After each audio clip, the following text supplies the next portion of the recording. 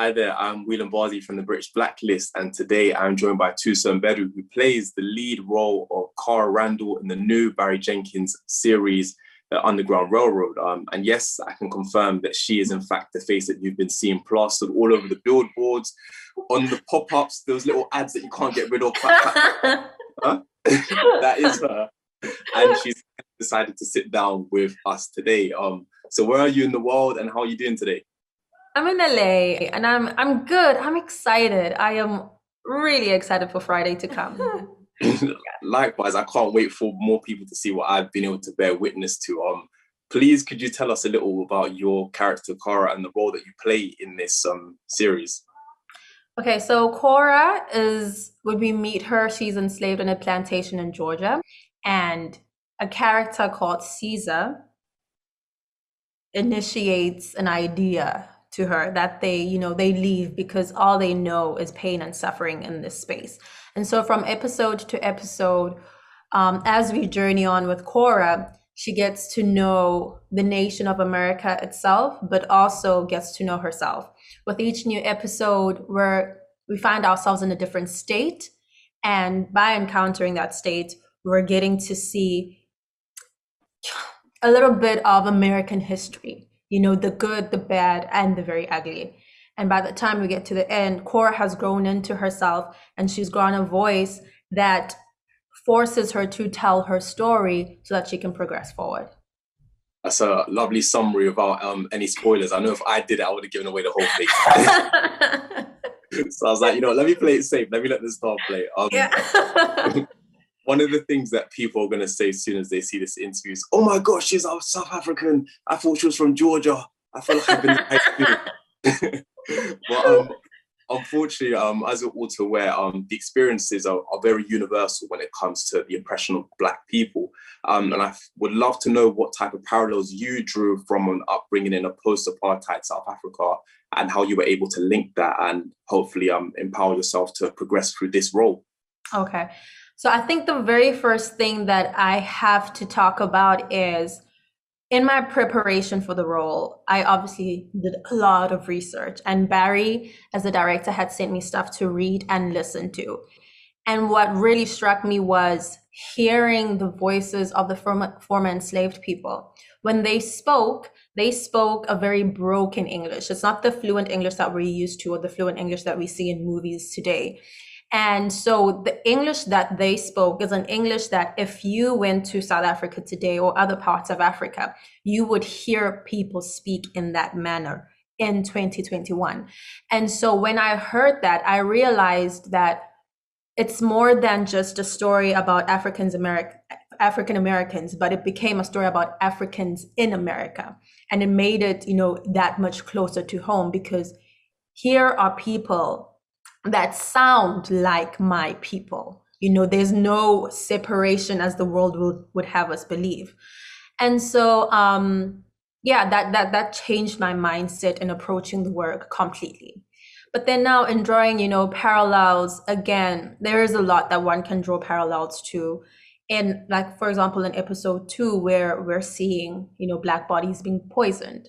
This is something that was happening in South Africa up until the 80s.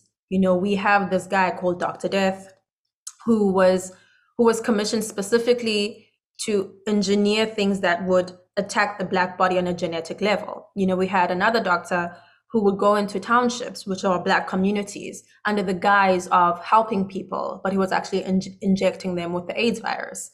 And this was in the 80s, and then I just think the continued struggle of being oppressed in those not necessarily like overt ways, having things like, because the story itself, yes, it's set in the 1800s, but there are numerous parallels that you can draw to life in America in 2021, and you still have people telling Black bodies in America to get over it because it happened such a long time ago. That is the exact same language that is used in South Africa and parts of Africa to today. So it's hard to differentiate between the two experiences. Being of Sierra Leone heritage myself, Freetown being the capital and Creole being the language, broken English, I can definitely relate to that on a deeper level of it's still continuing from the past through to today. So like I said, it's very hard to detach. But I have to hope, assume, and pray that the atmosphere on set was not constantly cut and then break into tears and depression. How did you guys unwind and actually manage to find life in such a very heavy story? So we found ourselves on a set where everybody absolutely understood the nature of the project that we were getting into. So there was this great, just sense of mutual respect for one another and the subject matter. But understanding that we were also shooting it for over 10 months. And so there was no way that we could sustain an energy of, just like heaviness throughout without it mentally or emotionally affecting people. And so we were able to just, to foster relationships outside of set where we truly became friends. We would go bowling, we'd go to the beach, we'd have games night.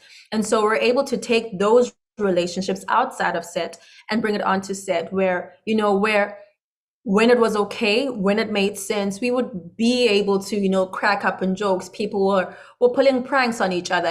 People were showing, just moments of generosity.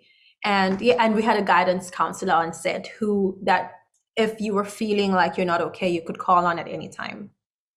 No, that's so great to hear that you had a form of an outlet to unwind. And as for in terms of detaching yourself from the narrative, I feel like there's a lot of parallels between your own personal story and experiences with loss and a family.